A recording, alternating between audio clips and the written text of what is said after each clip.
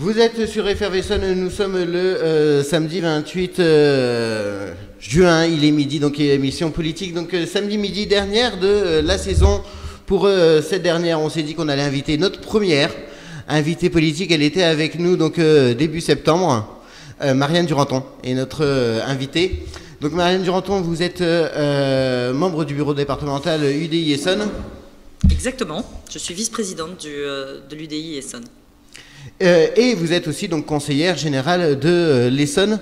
Donc un peu en souvenir à cette dernière émission, on va décomposer l'émission en 3 temps. Donc on parlera donc de l'actualité politique sur le plan national, sur le plan départemental et on terminera sur le plan municipal. Ça vous va? Très bien. Alors, avant de commencer, donc... Excusez-moi, est-ce que vous pouvez rapprocher juste votre micro, oui, il faudra histoire bien que vous parler entende dans bien. le micro. Ah bah, merci. Et effectivement, on a Vincent en régie, donc attention, pour une fois qu'il est en régie, en responsabilité, il... Ouais, non, mais ça fait la deuxième fois, j'ai toujours assuré en régie, hein. Tu le sais très bien, tu peux me faire confiance. On posera la question aux auditeurs, je suis sûr de leur réponse. Donc, Marianne Duranton, donc déjà, au-delà de toute considération politique, et bien sûr sans prendre parti, sans jeu de mots d'ailleurs, on voudrait vous remercier puisque vous le saviez, vous suiviez Effervescence, et quand vous avez su qu'on avait quelques difficultés et que le local se libérait, vous avez pensé à nous.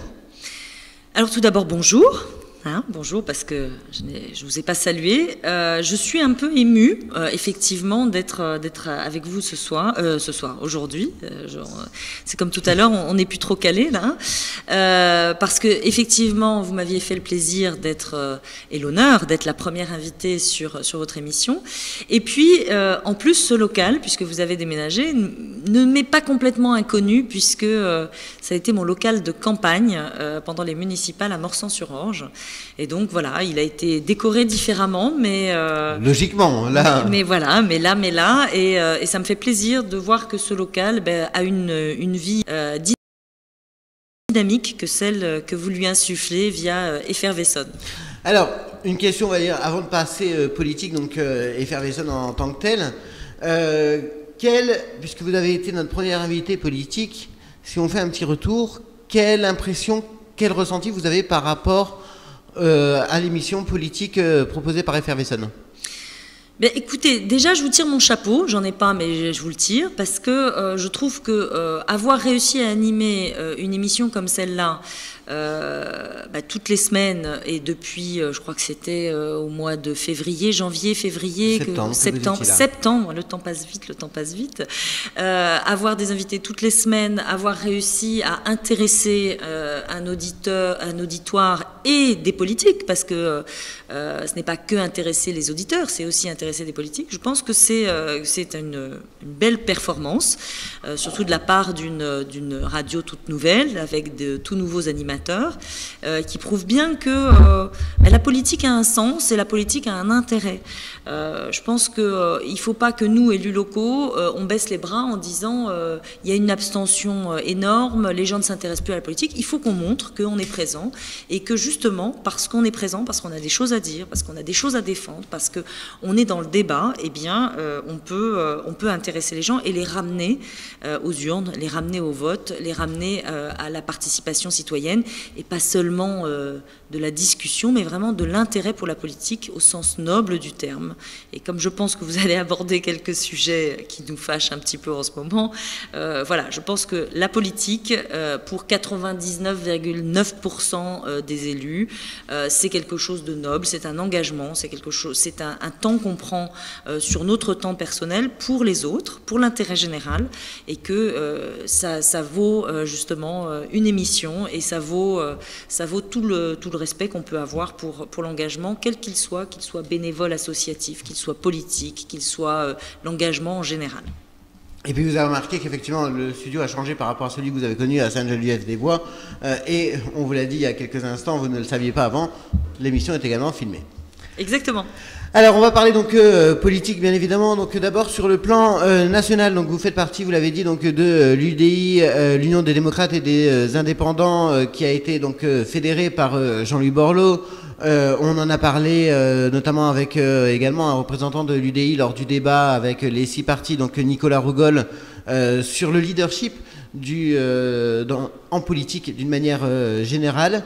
Quel est votre sentiment général sur la politique au niveau national actuellement ? Bon, alors je vais commencer déjà par un parti que je connais bien, qui est l'UDI. Donc sur l'UDI, je rappelle que c'est un parti qui est tout jeune, puisqu'il a été créé le 21 octobre 2012 par Jean-Louis Borloo, Hervé Morin, Jean-Christophe Lagarde, Laurent Hénart, qui ont collectivement décidé, Jean Arthuis, tous les partis du centre ont décidé de s'unir, plutôt que d'être une foultitude de chapelles, mais d'avoir un étendard unique qui est l'UDI. Avec une clé de voûte et un rassembleur, une personnalité très forte et très aimée des Français, qui est Jean-Louis Borloo. Qui n'est plus là, justement. Alors, toute la difficulté de l'UDI est dans un moment justement de création, de mise en place des structures, d'installation du siège, puis de développement du siège, puisque le siège a déménagé, il n'est plus boulevard Raspail, il est rue des Volontaires, et maintenant il accueille le nouveau centre, il accueille l'Alliance centriste, il accueille les idées.fr, il accueille France Écologie, il accueille toutes les mouvances qui sont autour de la réflexion centriste et écologiste. Donc toute la difficulté a été de trouver une période de succession au départ de Jean-Louis Borloo, qui, je le rappelle, a annoncé son départ le 7 avril 2014. Bon. Jean-Louis Borloo a eu une démarche assez novatrice, je pense, dans le contexte politique, dans les familles politiques que nous connaissons tous plutôt, qui est de dire, voilà, aujourd'hui, je suis malade, j'estime qu'il y a des choses très importantes qui se passent au niveau national. Aussi bien c'était l'arrivée de Manuel Valls, aussi bien c'était les élections municipales, c'était les élections européennes, c'était tous les enjeux et toutes les grandes problématiques nationales qui arrivaient. Et lui, il ne pouvait pas y participer parce qu'il était malade. Donc il a dit, moi, je ne veux pas faire comme beaucoup, comme trop, qui s'accrochent à leur mandat, qui s'accrochent à leur place et qui, même dans le cercueil, ne veulent pas démissionner, etc. Bon. Donc il a décidé de passer la main et de dire, voilà, j'arrête, peut-être je reviendrai, mais pour l'instant, je me concentre sur ma santé. Je vous rassure, il va beaucoup mieux, il n'est pas du tout dans le cercueil, si j'ai parlé de cercueil, il n'est pas du tout dans ce cas-là, et tout va bien. Bon. Donc, de là, l'UDI a eu une réflexion tout à fait responsable, qui a été de dire, collectivement, on choisit un président par intérim, qui a été Yves Gégaud. Et là, nouveau scénario un petit peu... coup sur coup, c'est difficile. Yves Gégaud donc, a pris l'intérim, il l'a fait très bien, avec beaucoup de qualités qui sont les siennes. Et puis, il s'est dit que finalement, il irait bien à la présidence, il serait bien candidat à la présidence. Donc, le congrès a été fixé pour le 15 novembre. À la présidence de l'UDI. Et ne voulant pas avoir de conflit d'intérêts et être à la fois au four et au moulin, il a choisi de démissionner de tous ses mandats à l'UDI et donc de n'être plus qu'un simple militant qui se présentait face aux militants. Donc là aussi, l'UDI a eu un choix responsable à faire et donc tout de suite un comité exécutif a été organisé, a été réuni et qui a choisi une présidence collégiale avec le nouveau président du Parti radical qui prend un peu qui est Laurent Hénart, qui prend un peu la responsabilité de tout cela, puisqu'il n'est pas candidat, il vient d'être élu président du Parti radical, donc il ne va pas être candidat, et donc lui qui s'assure que tout est bien suivi, que les procédures sont bien respectées, et avec Jean-Léonce Dupont, qui est le président de la Commission nationale d'arbitrage et de transparence, qui lui s'assure que toutes les procédures électorales sont bien respectées. L'égalité des candidats est respectée. Est-ce qu'il n'y a quand même pas un manque, enfin si vous me le permettez, bien sûr, vraiment parler de leadership? Là actuellement, on a l'impression que Jean-Louis Borloo est parti et qu'il y a clairement une guerre des égos qui risque de faire rage au niveau de l'UDI. Vous me parliez de Yves Gégaud, et effectivement, On le sait, il y a Hervé Morin aussi qui va... Exactement. Alors nous avons des candidatures qui se sont exprimées. Alors je les connais pas toutes. Hein. Les principales sont donc Hervé Morin, Yves Gégaud, il y a Jean-Christophe Fromentin, le député maire de Neuilly qui s'est manifesté. Je crois que j'ai entendu hier, mais je sais plus son nom, qu'il y a un jeune candidat de Lyon qui s'est déclaré candidat. Il y en aura d'autres. Donc je veux dire, il y a des candidatures qui vont s'exprimer. Ça fait partie du débat démocratique. Il ne faut pas avoir peur du débat démocratique. On est typiquement, c'est vrai, à l'UDI national, avec un créateur qui a une forte personnalité. Je ne parle pas de lui au passé. Et donc, c'est difficile de succéder tout de suite.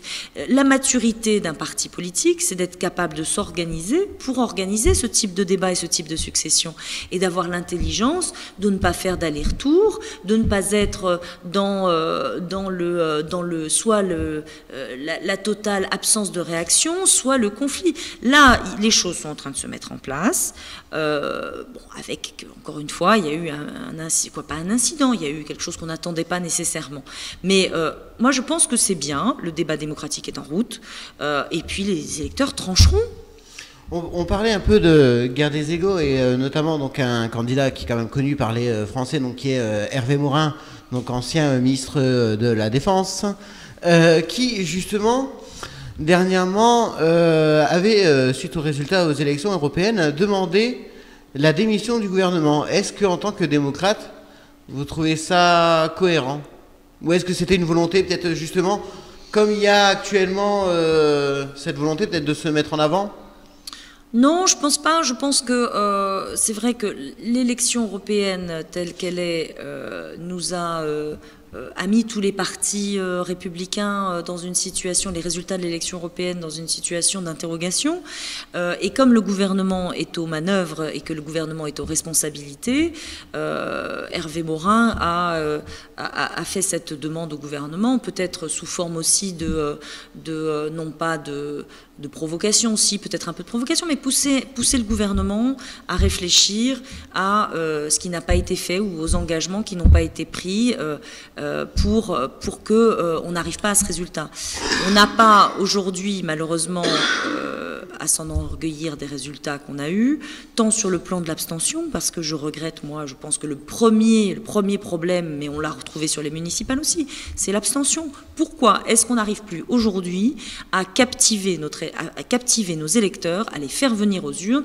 C'est un droit qu'on a eu, on a eu des générations qui n'ont pas eu ce droit de vote, le droit de vote, et nous, qu'est-ce qu'on fait? On ne va plus voter. C'est pas possible. Il y a aujourd'hui une vraie crise de la société française, une crise de la démocratie française à laquelle on doit être capable de répondre. Alors, lors du débat sur le leadership, on avait une question qui a été en suspens puisqu'on n'a pas eu le temps. Le débat à 6 parties a déjà débordé fortement. Une question qu'on n'a pas eu le temps de poser, c'est, et un peu je rebondis sur vos propos, est-ce que vous seriez pour ce qui se fait par exemple dans d'autres pays, notamment en Belgique, que le vote soit obligatoire? Bah écoutez, moi je pense que ça serait une bonne chose. Ça serait une bonne chose. Et passible d'amende? Et passible d'amende.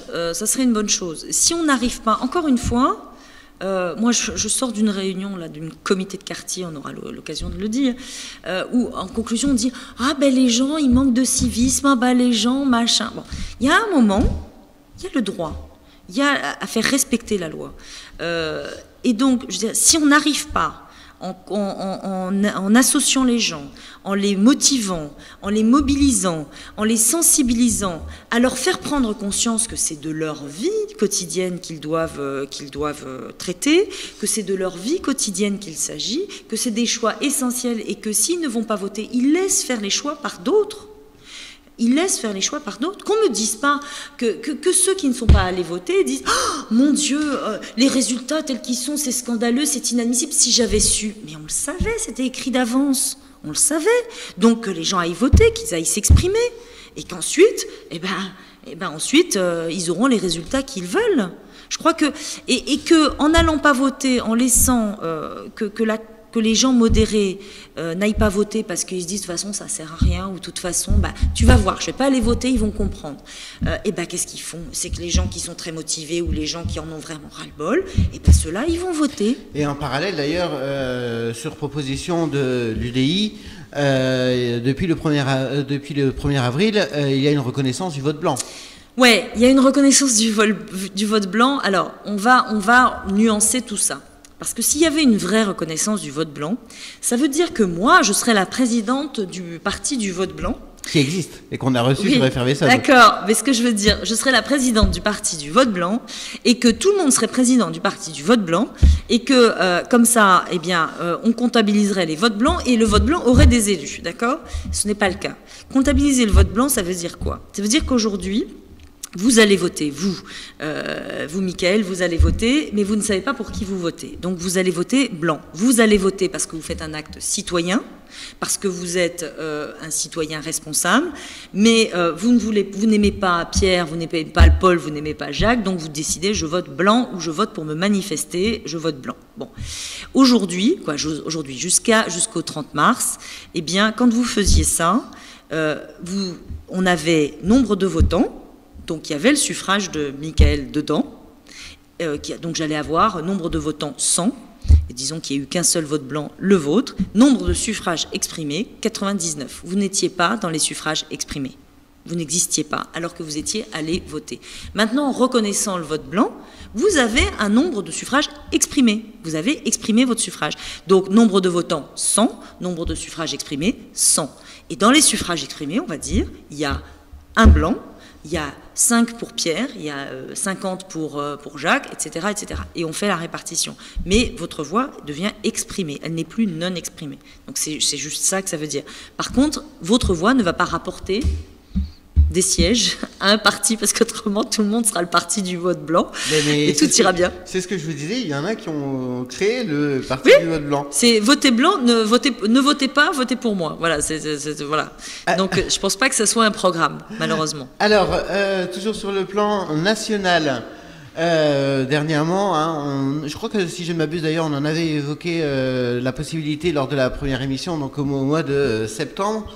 On avait des précurseurs. Il y a bien eu une alliance, notamment avec François Bayrou. Ah. Donc le MoDem, dans le cadre des élections. Donc on l'a vu sur l'alternative, proposition de l'alternative, donc UDI MoDem. La question se pose maintenant justement, Jean-Louis Borloo étant, on va dire, un peu actuellement hors circuit. Est-ce qu'il n'y a pas un risque ou une chance de éventuellement fédérer clairement l'UDI et le MoDem? Écoutez, pour revenir sur ce sujet de l'alternative, donc l'alternative a été décidée en novembre, je crois, 2013. Elle est partie de quel constat?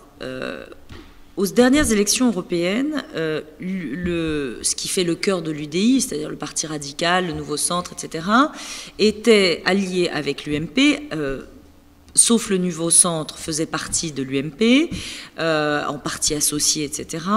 Et ils avaient monté des listes communes, ils avaient présenté des listes communes aux européennes. Bon. Et le MoDem avait présenté des listes séparées. Bon.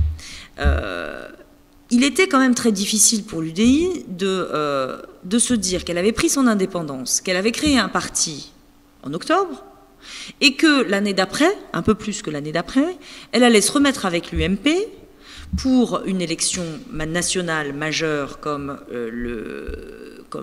l'élection européenne, pour présenter des listes communes. Donc on avait quoi comme choix?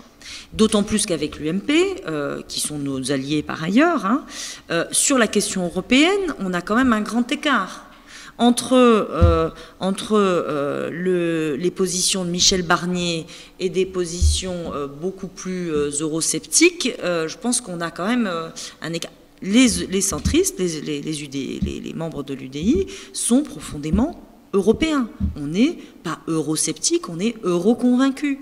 Et on veut parfois, il y en a même qui veulent aller beaucoup plus loin. Donc on avait peut-être plus de choses à dire à François Bayrou, qui est un peu dans la même logique, que nous n'en avions à dire sur la question européenne à l'UMP. Ça, c'est le premier point. Deuxième point, donc à partir du moment où nous ne partions pas avec l'UMP, qu'est-ce qu'on faisait?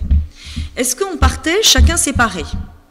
Et alors là, on aurait additionné nos voix. Ok, mais on aurait eu 0 député, ni les uns ni les autres. On aurait fait 5 d'un côté, 4 de l'autre, 6, 8, voilà. On n'aurait eu aucun représentant. Et donc la voix europhile, euro-convaincue, n'aurait pas été représentée au Parlement européen.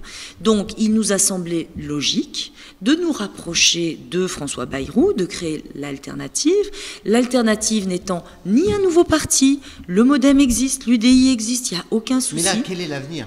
Mais quel est l'avenir? L'avenir nous le dira. D'abord, je pense que on a aujourd'hui, nous, une réflexion à mener au niveau de l'UDI, que de toute façon, on ne peut pas travailler sur un projet, sur une réflexion commune, tant qu'on n'a pas aujourd'hui un président désigné, élu, et une équipe qui va travailler sur le projet. Donc je pense qu'à partir du 15 novembre, les choses se prolongeront, le projet de l'UDI sortira, et les travaux avec le MoDem continueront. Et quelle est votre position par rapport à justement des projets qui seront soumis à la Convention, notamment par certains jeunes du Nord-Pas-de-Calais, si je ne m'abuse, et de mémoire, qui comptent lors du Congrès demander tout simplement la fusion UDI-MoDem?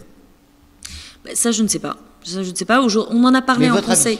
Non, je pense que c'est pas du tout d'actualité. Je pense que d'abord, on en a parlé lors du Conseil national il y a 2 semaines. D'abord, c'est pas une demande de François Bayrou, c'est pas une demande de l'UDI non plus. On ne va pas. Non, c'est une motion qui est proposée par. C'est une motion, mais ça montre justement qu'il y a des expressions, comme il y a des motions qui disent qu'il faut supprimer tous les partis au sein de l'UDI, qu'il n'y ait plus d'alliance centriste, de nouveaux centres, de fédération européenne démocrate, qu'il n'y ait plus qu'un seul parti, qu'il n'y ait plus de parti radical, etc., qu'il n'y ait plus qu'un seul parti qui soit l'UDI. Je pense que toute la richesse de notre famille politique, c'est justement d'avoir des voix qui s'expriment, de pouvoir les écouter, d'être capable d'en faire la synthèse, d'être capable de respecter ces voix-là, et que peut-être que l'erreur qui a été faite par l'UMP, qui était pourtant vraiment une formation en laquelle j'ai profondément cru. Puisque vous en avez fait partie. Puisque j'en ai fait partie, puisque j'en étais dans les premières à avoir adhéré à l'UMP, parce que je trouvais que c'était une belle réflexion. Suffisamment écouter les différentes composantes et permis aux expressions différentes de s'exprimer. Et justement, et j'espère que la nouvelle gouvernance de l'UMP permettra une meilleure expression, parce qu'un parti monolithique, je ne pense pas que ce soit favorable. Et je pense que nous, on est complémentaires de l'UMP parce que, on a une voix plus centrale, ce qui nous permet de nous exprimer. Mais de toute façon, on a eu... Donc on n'aura pas votre avis sur une éventuelle fusion UDI-MoDem? Non, parce que je ne pense pas que ce soit d'actualité. Mais vous avez forcément un avis, je vais vous demander votre avis. Non, parce que je garderai un droit de réserve là-dessus. Et alors, on l'a vu aussi que vous parliez de votre allié naturel, donc l'UMP, qui là également est en grande difficulté. Alors, oui, je ne vais pas commenter, je ne vais pas faire le café du commerce. C'est vrai que l'UMP est en grande difficulté. Peut-être que l'UMP a atteint son âge de maturité qui fait que l'UMP est créée en 2002, nous sommes en 2014, 12 ans. 12 ans, c'est... l'UMP a eu à gérer des successions, à gérer la perte du pouvoir depuis 2 ans, donc la perte du pouvoir... présidentielle, et de l'Assemblée nationale. Donc c'est vrai que il y a tout ça qui est en train de se mettre en place. Moi, je pense que la modélisation de la nouvelle gouvernance est une modélisation qui est, en tout cas, rassurante pour les préfets, pour les Français. On a un serpent à 3 têtes. On a peut-être un serpent à 3 têtes, mais on a quand même des gens qui sont 3 anciens premiers ministres, donc on est quand même sur une gouvernance rassurante.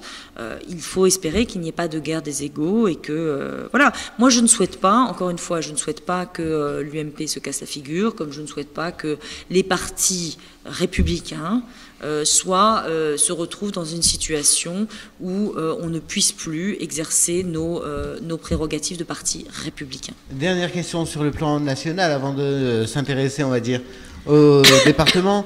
Quel est votre avis? On parlait il y a quelques instants de François Bayrou sur ce qu'il souhaite une 6e République? Eh bien, écoutez, c'est très intéressant, parce que j'aurai l'occasion d'en parler tout à l'heure. Je pense que c'est une question qu'il faut se poser. Et c'est pas François Bayrou, il n'y a pas que François Bayrou, il y en a d'autres qui l'ont déjà posé. Il faut se poser cette question de savoir comment nos institutions sont capables de vivre au changement. On est dans un monde qui change, on est dans un monde qui avance vite, on est dans un monde qui est en profonde mutation. La question, c'est de savoir, est-ce qu'on adapte des institutions qui sont les institutions de la Ve République? La Ve République date de 1958. Je rappelle que la Ve République est quand même, parmi les républiques que nous avons vécues, une de celles qui a apporté la plus grande stabilité. Savoir s'il faut changer ces institutions, s'il faut les réadapter. On a déjà essayé la réadaptation, puisque je rappelle que Jacques Chirac a introduit le quinquennat.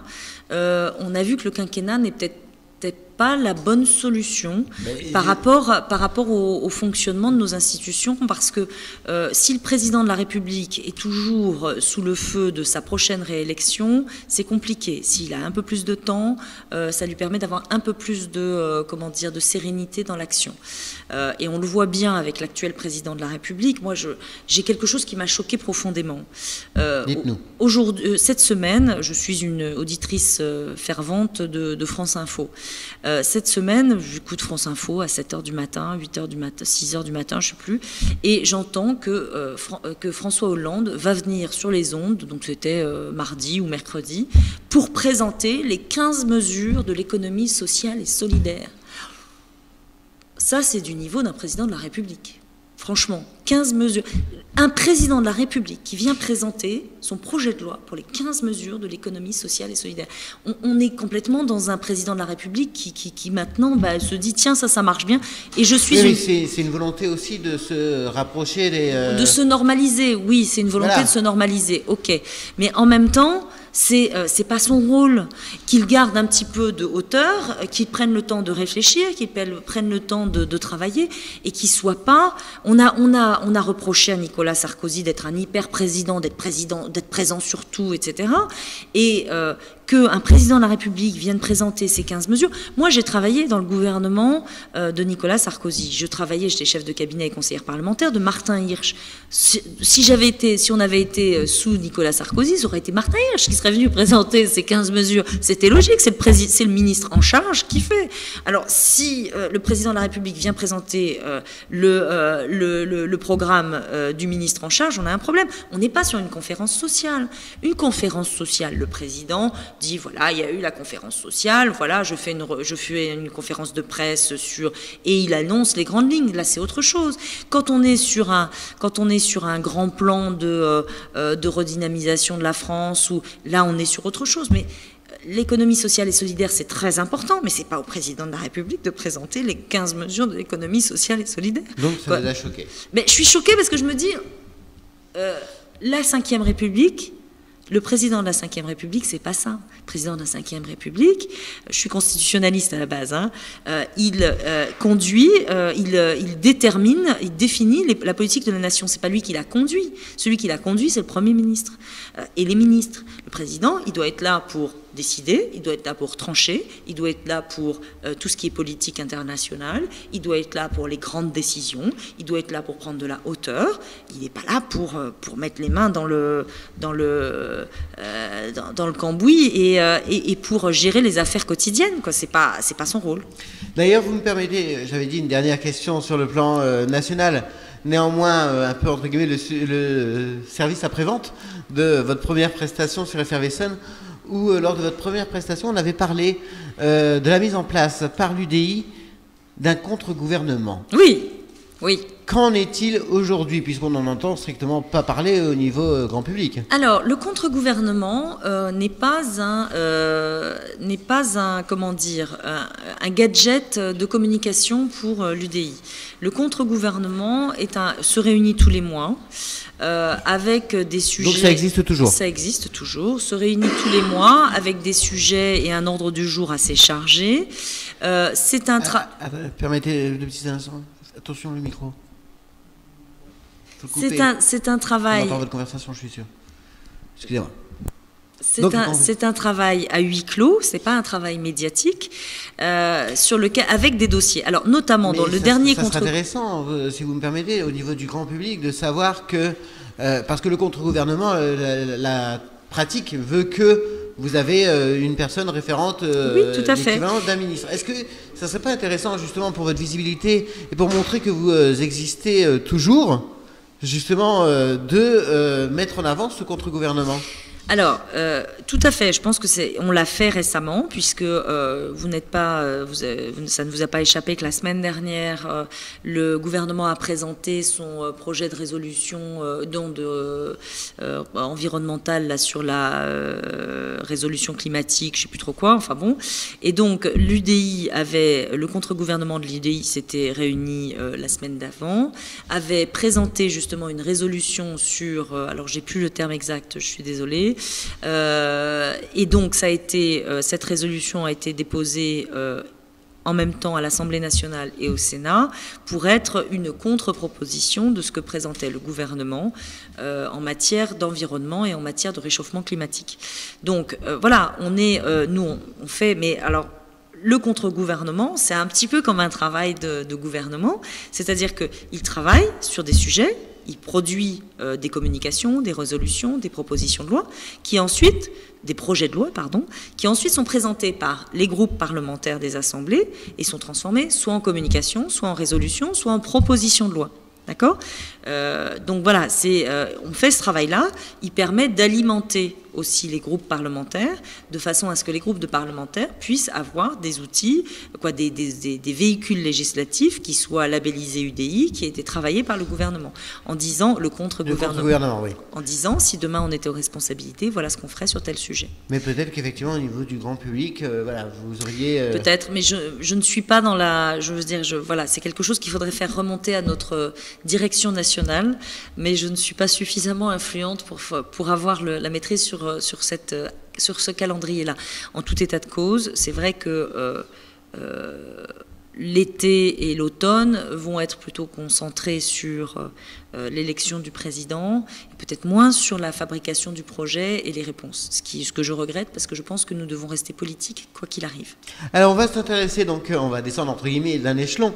Donc au niveau de l'actualité départementale, donc vous êtes conseillère générale de l'Essonne qui est présidé par Jérôme Guedj, donc qui n'est pas de votre sensibilité politique.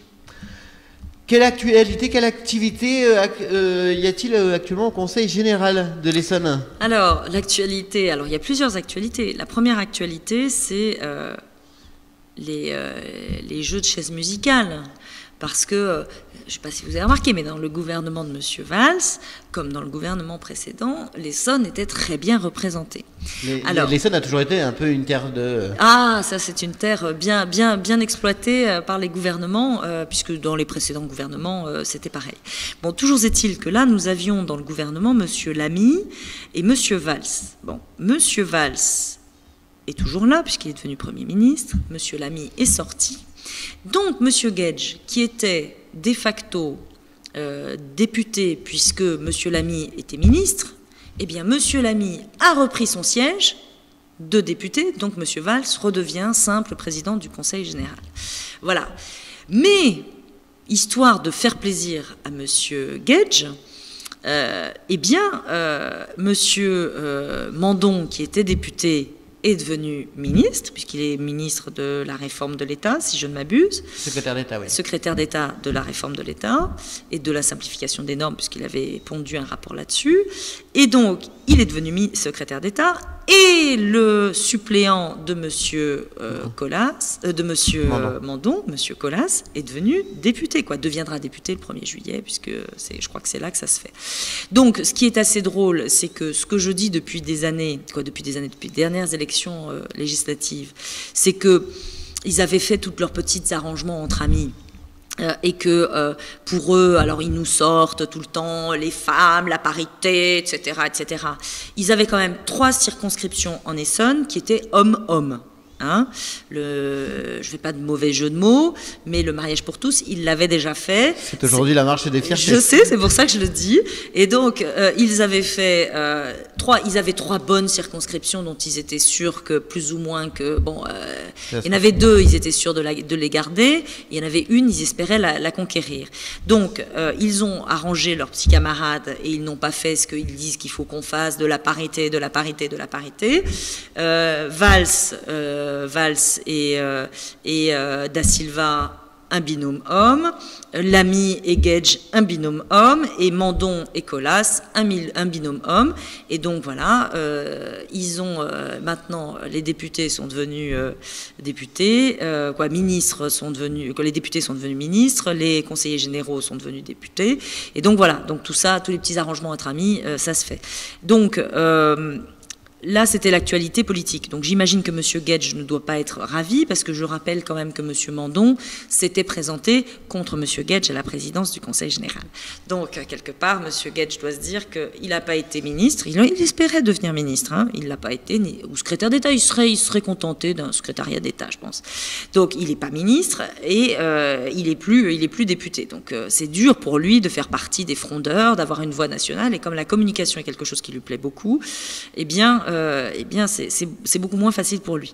Alors après, et puis il n'a pas eu comme sa camarade Rafika Rezghi le plaisir de perdre quelque chose et d'être désignée porte-parole nationale du Parti socialiste. Elle n'est plus porte-parole, elle a démissionné suite au... Ah bah ça y est, elle a démissionné. Bon, j'ai pas suivi cette actualité. Suite à Mediapart. Suite à Mediapart. Bon, ça j'avais pas suivi cette actualité-là. Donc lui, il n'a pas eu le plaisir d'être... d'avoir un lot de consolation. Ben non, lui, il n'a rien, parce que de toute façon, il déplaît, puisqu'il a une voix qui n'est pas exactement la voix... du parti. La voix du parti et du président. Donc c'est vrai que ça commence à être compliqué. Le problème, c'est que si le président et le Premier ministre sanctionnent tous ceux qui n'ont plus leur voix, qui n'ont pas vraiment leur voix, je pense qu'ils vont sanctionner beaucoup, parce que je ne sais pas si vous avez remarqué, il y a de plus en plus de voix au PS qui s'élèvent. Pourquoi ? Parce que de toute façon, ils voient bien les uns et les autres que en 2017, ceux qui ont été élus sur la vague, ils ne seront pas réélus sur une vague socialiste, et qu'ils ont intérêt à se démarquer de ce qui se passe pour montrer qu'ils ont une vraie plus-value locale, pour pouvoir espérer être élu. Donc c'est effectivement. Mais c'est vrai que vous le disiez, c'est qu'on est connu l'Essonne pour être un peu une terre de frondeurs. On a eu des Julien Drey notamment. Exactement. Et puis le successeur de Julien Drey d'ailleurs, Malek Bouti, qui est notre député sur cette circonscription, se fait entendre aussi pour dire qu'il n'est pas nécessairement d'accord avec tout le monde. Qui d'ailleurs avait fait le buzz l'année dernière en se mettant torse nu. En soutien des Femen. Oui, bon, c'était assez anecdotique, et je pense que franchement, ça n'avait pas grand intérêt. Je crois qu'on avait eu l'occasion d'en parler. Tout à fait. Bon, toujours est-il que ça, c'est l'actualité nationale du département. Autre actualité nationale du département. Oui. Alors, autre actualité nationale du département, c'est quand même le découpage des cantons. On allait y arriver. Oui. Voilà, oui, parce que on est quand même là, mais c'est pas que de notre département. On est quand même là dans un délire absolu. Où, moi, je rappelle, je fais quand même je rétropédale en arrière pour refaire le calendrier. On vous avait reçu sur une émission d'ailleurs avec Jérôme Coé. Donc, on a eu la réforme territoriale sous le mandat Sarkozy, d'accord ? Réforme territoriale qui avait fondu les conseillers régionaux avec les conseillers territoriaux, et on devenait le conseiller territorial. Avec les conseillers généraux, on devenait le conseiller territorial. On avait d'un côté 42 conseillers généraux, 27 ou 28, je ne sais plus, conseillers régionaux, et on faisait 33 conseillers territoriaux. Qu'est-ce qu'on n'a pas entendu sur cette réforme ? Mais qu'est-ce qu'on n'a pas entendu ? C'est pas bon. Enfin bon, on a tout entendu sur cette réforme. Les départements doivent continuer à exister, les régions doivent continuer à exister, tout le monde doit... Je rappelle qu'on s'était fondé sur un rapport Attali, comment il s'appelle, l'ancien Premier ministre, Balladur. C'était la commission Balladur, et qui s'inspirait aussi du rapport Attali. Donc on était quand même dans un truc qui était assez... bon. Là-dessus, Hollande est élu, il dit je remets tout à plat, paf paf, qu'est-ce qu'il fait? Il fait alors je touche pas aux régions, je touche pas aux départements, tout le monde garde la clause de compétence générale, il n'y a plus de clause de... Tout le monde garde tout, hein, comme ça on continue avec le millefeuille. Et puis, par contre, ce que je vais faire, c'est que comme il faut des femmes partout, je vais découper, paf paf, à la serpe, et j'avais 42 cantons, j'ai plus que 21 cantons, je découpe, et il doit y avoir des binômes hommes-femmes. Bon, très bien. Donc, on s'était vu sur ce binôme-là. Donc ça, on devait avoir en mars 2000... Et je repousse les élections, puisque comme je redécoupe, je repousse les élections. Donc on devait avoir des élections en mars 2015, parce que, voilà, c'était ce créneau-là. Sauf qu'entre-temps, il y a eu mars 2014. Eh oui, et mars 2014, on se dit, waouh, là, si je fais ça, je perds aussi les départements. Donc comment je fais pour limiter la casse? Parce qu'on va se parler clairement, on en est là. On est sur des calculs purement électoraux. Quand je vois le discours, quand j'écoute le discours de François Hollande qu'il fait à Tulle, et où il dit les départements doivent rester la pierre angulaire, la compétence des départements, etc., etc. Et quand j'écoute son discours, celui de Valls de politique générale, lorsqu'il fait son discours de politique générale devant l'Assemblée nationale, on n'est plus du tout dans le même jeu. Les départements, 2020, il n'y en a plus. Et la messe, elle est dite. La messe, elle est dite. Quand vous êtes au Conseil général, qu'est-ce que disent les conseillers généraux de la majorité? Ils disent « Ah oui, mais de toute façon, on ne sait pas où on en sera à ce moment-là. » Parce que oui, la question qui se pose, c'est qu'actuellement, il y a des projets de réforme. Vous parliez tout à l'heure des régions, on l'a entendu, donc le découpage fait qu'on devrait passer de 22 à 14 régions, même si le projet a été repoussé dernièrement par le Sénat. Néanmoins, on ne doute pas sur le gouvernement, on va vouloir le remettre sur le devant de la scène. Et il y a quand même effectivement des voix qui parlent de la suppression des départements d'ici à 2020. Eh ben, c'est pas des voix qui parlent de la suppression des départements jusqu'à 2020, c'est ce qui est écrit. Oui, mais... C'est-à-dire que qu'est-ce qu'on fait? Alors, on a repoussé, donc on devait être élu en mars 2015. Mars 2015, finalement, on s'est dit oui, mais le problème, c'est que si on doit faire changer les choses, d'ici mars 2015, on n'aura pas le temps. Et il y a une règle une règle de droit électoral qui dit que on n'a pas le droit de changer le mode de scrutin ou le périmètre du scrutin dans l'année qui moins d'un an avant le scrutin. C'est-à-dire si vous avez des élections en mars 2015, vous n'avez pas le droit après mars 2014 de changer le mode de scrutin. Donc, si on veut changer le mode de scrutin et éviter l'épisode mars 2015, d'autant plus que l'INSEE a dit qu'éventuellement, peut-être que fin 2015, ça irait mieux en termes d'économie, donc peut-être le gouvernement irait mieux. Voilà. Eh bien, on repousse l'élection à décembre 2015, d'accord? Pour la région et pour le département. Régional, effectivement. Pour les deux. On repousse les deux pour décembre 2015. Formidable. Sauf que on dépose un texte qui va être examiné en priorité au Sénat, parce que c'est la Constitution, et que le Sénat, patatras, hier, il le retire de l'ordre du jour. Il le retire de l'ordre du jour prioritaire. Ça veut dire quoi? Ça veut dire que voulait faire le gouvernement? Je te mets une petite session extraordinaire jusqu'au 15 juillet, je fais examiner le texte par le Sénat, ensuite je dis à ma majorité à l'Assemblée nationale, tu votes ou tu crèves, la majorité vote, j'ai déjà fait un tour. Ensuite, septembre, octobre, tout est bloqué puisque le Sénat est en renouvellement, donc il n'y a pas de session parlementaire. Après, dès octobre, je fais passer la deuxième lecture, paf paf, Sénat, Assemblée nationale, vote bloqué, Assemblée nationale, novembre, j'ai fini, hop hop, décembre, c'est bon, je peux faire mes élections. C'est dommage, je pense qu'ils auraient pu imaginer de les faire le 24 décembre ou le 31 décembre. Je pense que c'est là qu'ils auraient eu le plus grand succès. Donc, ce que je veux dire, c'est qu'il y a un moment où on voit bien les manipulations politiciennes.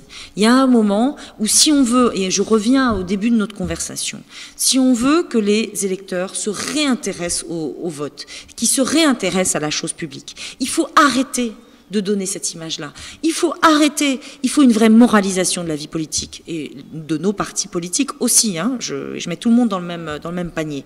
Il faut une moralisation de la vie politique. Il faut arrêter la guerre des chefs et la guerre des égos, etc. Il faut arrêter de faire du bidouillage politicien et du bidouillage électoral. Maintenant, ayons une réforme claire. Alors peut-être qu'il faut passer à la 6e République. Peut-être que on est à cet état de déliquescence qui fait que nos institutions, il faut peut-être se réinterroger sérieusement sur le fondement de nos institutions. Et donc sur les départements, donc vous êtes contre la fin des départements? Je ne vais pas dire pas que je suis... nostalgique de la Seine-et-Oise? je ne vais pas dire que je suis contre la fin des départements. Je pense que le département a une vraie utilité, mais je pense que le département a une utilité à partir du moment où elle est articulée avec la région et où on est en complémentarité. Voilà, je trouve que le conseiller territorial avait du sens, parce que le conseiller territorial, vous avez un problème, vous allez vous saisir votre élu, et c'est lui qui va voir si c'est la région ou le département qui sont compétents.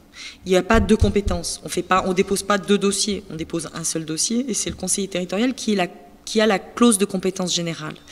À partir du moment où un habitant ou une association ou un acteur économique veut une subvention, veut pouvoir s'implanter, etc., s'il doit faire 15 portes, c'est pas possible. Il faut qu'il n'y ait qu'une seule porte d'entrée et que la porte d'entrée, derrière, on fasse du back-office, qu'on regarde et qu'on règle nos histoires entre nous, mais que le citoyen, l'association, il n'ait qu'un seul dossier à déposer, qu'une seule porte d'entrée, et que derrière, les choses soient faites. Et qu'on arrête d'avoir une subvention là, une subvention là, une subvention là. Il faut simplifier les choses, parce que en faisant du saupoudrage, on ne satisfait personne. Donc, on va redescendre d'un échelon. On est déjà à 10 minutes. Oui, je parle beaucoup, je sais. Le temps passe vite. Je suis passionnée. Et donc, effectivement, ça s'écoute facilement. Et normalement, on répond « est passionnante ». Oui, mais ça m'aurait fait prendre une position politique que je ne me serais pas permis. On va parler donc des municipales. Donc l'échelon de proximité, entre guillemets, lors des élections des 23 et 30 mars 2014, il y a eu concrètement sur l'Essonne et en France d'une manière générale une vague bleue qui a vu pas mal de changements dans les municipalités. Vous étiez candidate à Morsan et vous n'avez pas fait partie de cette vague bleue. Voilà, donc là c'était le contrepoint de tout à l'heure. Je suis passionnante, mais je ne suis pas bonne. Voilà. Non,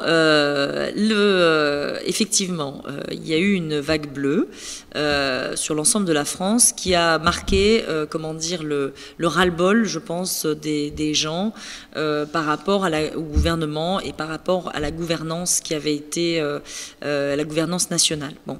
Ça c'est le premier point. Sur Morsan, je dirais que ce qui m'a surprise, ça a été le faible taux de participation. Parce que être dans une élection aussi locale que celle-là et avoir 40% d'abstention, je trouve que c'est énorme. A fortiori, on a fait un travail colossal.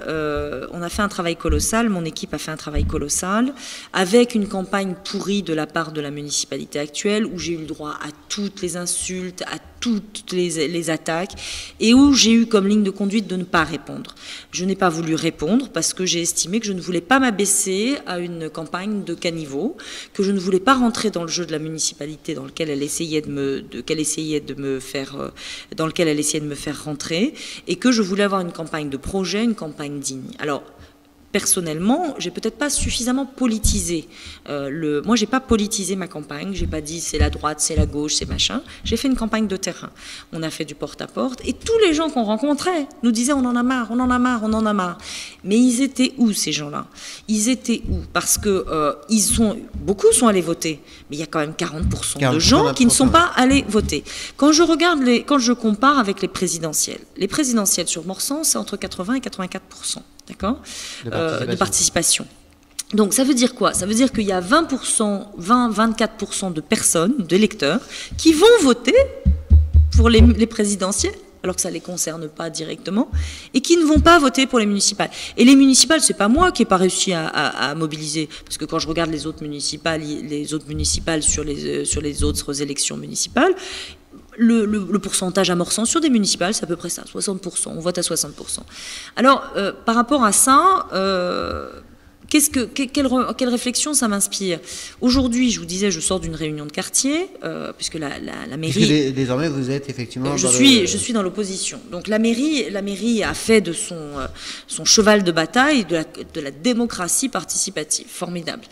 Les réunions de quartier auxquelles j'ai assisté, j'ai dû assister là, ce dernier mois à 3-4 réunions de quartier. J'ai pas pu assister à toutes. Les réunions de quartier auxquelles j'ai assisté, il y a deux constats. Un, la mairie est contestée et les gens en ont ras-le-bol. Ils ont été élus. Voilà, les gens en ont ras-le-bol de parler, de faire de la blablate et qu'il ne se passe rien.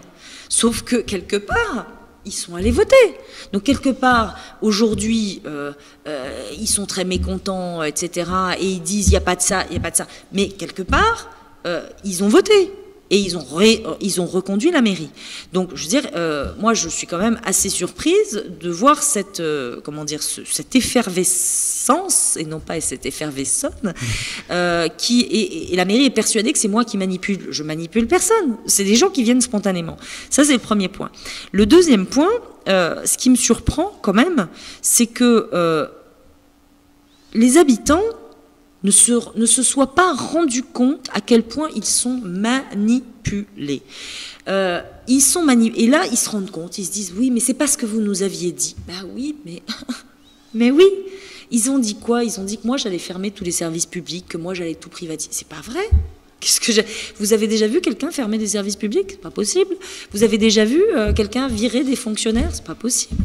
Et qu'est-ce qui est en train de se passer? C'est exactement ce qu'elle est en train de faire, elle, mais tout doucement. C'est-à-dire qu'elle ne remplace pas les titulaires, elle fait ses petits arrangements entre elle, c'est Marjolaine Rose. C'est Madame le maire. Voilà. Donc, ce que je veux dire, c'est qu'aujourd'hui, on a comme l'impression que les gens réalisent qu'ils se sont fait avoir. Eh bien oui, ils se sont fait avoir. Ils se sont fait avoir. Alors, pour relativiser tout ça, je dois quand même dire que lors des précédentes élections municipales, Madame Gaudin et son équipe, qui était donc l'équipe qui se présentait contre Madame Rose dans la même configuration, c'est-à-dire deux listes, avait fait 38% de voix. J'en ai fait presque 47%. Donc, j'ai quand même bien progressé. Il y avait 1800 voix d'écart, il n'y a plus que 500 voix d'écart. Donc, il y a quand même une progression et naturellement, j'étais parachutée, entre guillemets. Donc, j'étais une horrible étrangère qui avait traversé la route de Corbeil, donc je n'avais aucune légitimité. Donc peut-être que mon débat, que ma façon de voir les choses a quand même porté. Maintenant, c'est une ville qui est depuis 70 ans communiste et qu'on ne change pas les choses du jour au lendemain. Il faut que les choses avancent. Alors, c'est important de travailler sur la durée et de ne pas être une étoile filante. Alors justement, effectivement, la question qui doit peut-être se poser, Marjolaine Rose ou d'autres, est-ce que vous allez rester sur Morsan ou est-ce que on va vous voir ailleurs, peut-être à d'autres échelons, peut-être national ou autre? Alors, je vais vous dire une chose, en toute confidence, oui, je vais rester sur Morsan, j'ai aucun problème, je ne suis pas un pigeon voyageur, j'ai vécu 18 ans à Villemoisson-sur-Orge, je suis essonnienne, profondément essonnienne, j'ai vendu ma maison de Villemoisson, j'ai acheté une maison à Morsan-sur-Orge, je fais des travaux, j'ai fait des travaux et j'en refais, et j'ai pas du tout l'intention de partir de Morsan-sur-Orge. Donc ça, qu'elle le sache, ça va durer. Donc premièrement. Ensuite, sur les élections à venir, je n'en sais rien. Je vais vous dire, je n'en sais rien. On m'a mise à un moment sur l'élection européenne, j'ai été sur la liste européenne de l'Île-de-France. J'ai demandé à ne pas y être. J'ai dit surtout, vous me retirez, je ne veux pas être sur la liste européenne. Parce que, voilà, c'est bon, quoi, je ne suis pas candidate à tout. Voilà, donc je réfléchis. On verra ce que je fais et ce que l'avenir fait. Voilà, à ce stade, je n'en sais rien. En revanche, sur Morsan, puisqu'on parle de Morsan, j'ai sorti la semaine dernière un journal pour bien dire que je restais et que mon équipe était soudée et qu'elle restait. Ça s'appelle pas le Flash Info, ça s'appelle l'Info Flash. C'est le contre-journal, c'est-à-dire le journal qui dit la vérité. Et donc, où dedans d'ailleurs vous parlez de... On annonce, on fait bienvenue à Effervescence et chaque fois nous aurons une rubrique bienvenue à, en espérant que ça ne les, que les personnes à qui on souhaite bienvenue ne vont pas se retrouver stigmatisées par la mairie, parce que c'est un peu le problème aussi. Hein, on vous remercie de toute façon de nous avoir souhaité la bienvenue, voilà. Puisque les services municipaux de Morsan nous ont dit que comme on n'était pas de compétences morsantoises... Voilà, ils ne vous souhaitaient pas la bienvenue. Donc, parce que c'est ça, Morsan, c'est ça aussi. Donc, déjà, premièrement, donc... Vous restez. Je reste, j'ai fait l'info flash. Le site internet existe, les pages Facebook existent, un téléphone existe, nous avons un bureau en mairie. Sous le nom Ensemble Agissons pour Morsan. Voilà, si Ensemble Agissons pour Morsan. Nous avons un site internet, nous avons un bureau en mairie. Donc on va recevoir en mairie, si les gens n'ont pas peur de venir en mairie nous rencontrer, parce qu'on ne sait jamais, hein, vous savez, c'est un peu la dictature ici. Et je vais, parce que, et là la boucle est bouclée, je vois que l'heure tourne, et je vais pour justement essayer d'inciter les gens à se réintéresser à la politique, organiser tous les premiers jeudis du mois des cafés politiques. Le prochain café politique aura lieu le 3 juillet, au Café des Douves, et donc que le Café des Douves ne soit pas, il n'est pas politique le Café des Douves, il me prête juste sa salle pour pouvoir faire c'est pas, voilà, il faut pas lui jeter la pierre parce que mon bout, il reçoit Marianne Duranton, c'est horrible. Bon, donc non, je vais faire un café politique au Café des Douves, ça sera avec Aziz Seni, qui est un jeune entrepreneur qui a écrit, qui est un entrepreneur engagé, des cités, dont le nom marque bien qu'il est issu d'immigration. Qui avait sorti un livre d'ailleurs, Si l'ascenseur est en panne. Voilà, qui avait écrit un bouquin qui s'appelait L'ascenseur social était en panne, j'ai pris l'escalier, qui donc, parce qu'il venait de Mantes-la-Jolie, d'un quartier prioritaire, banlieue prioritaire, parce qu'il était issu d'immigration, on lui a dit tu n'arriveras jamais à rien dans la vie, tu seras toujours chômeur, il s'est dit j'arriverai à faire quelque chose de mes 10 doigts et j'arriverai à créer mes propres richesses. Il a créé sa boîte et il s'en sort, et c'est pour montrer que face au fatalisme actuel, on peut avoir un message d'optimisme. Ça, c'est le premier point. Le premier rendez-vous. Je recommencerai à la rentrée, non pas le premier jeudi du mois, ça sera l'exception, parce que le premier jeudi du mois, c'est trop tôt par rapport au calendrier d'une vie communale, mais le deuxième jeudi du mois. Et je recevrai, j'attends sa confirmation, Didier Mauss, et la boucle est bouclée. Didier Mauss est un constitutionnaliste. C'était mon prof de droit constit, voilà. Ça a été les bouquins, Mauss, voilà. C'est un chroniqueur sur France Info, justement, qui commente l'actualité constitutionnelle. Et donc je recevrai Didier Mauss sur « Faut-il changer nos institutions ?» Donc vous voyez, la boucle est bouclée et on ne s'en était pas parlé avant. Le mot de la fin, Marianne Duranton? Le mot de la fin, c'est que je suis ravie d'avoir été la première invitée. Je suis ravie d'être la dernière invitée de la saison. Et j'espère bien que la saison continuera l'année prochaine et que vous renouvellerez cette initiative. Et je serai enchantée de revenir et de venir débattre avec vous, mais avec d'autres, avec grand plaisir. Merci Marianne Duranton. Effectivement, on est à la fin de cette émission avec un timing presque respecté. Dans quelques instants, vous avez Bénédicte qui vous présentera donc l'émission Quoi de neuf Docteur, avec un sujet très intéressant, même s'ils le sont tous. Donc la seule émission santé de l'Essonne, où on parlera donc de tout ce qui est greffe d'organes. Marianne Duranton l'a dit, on l'a dit. Donc effectivement, c'était la dernière émission politique de la saison. La politique est toujours plus calme cet été. Néanmoins, s'il y a une actualité politique, on en parlera dans le magazine d'actualité, donc AQLD, qui restera, on le dit tout de suite, tout l'été. Voilà, donc il n'y a pas d'interruption du magazine AQLD que vous avez tous les lundis soirs, et on reprendra donc l'émission politique le 1er samedi midi de septembre, où on fera effectivement un débat comme on avait fait au mois de mai avec plusieurs partis, et on s'intéressera certainement à justement l'avenir des départements et tout ça. Vous en savez plus qu'hier, mais moins que demain. Passez une excellente journée à tous. Elle devait commencer.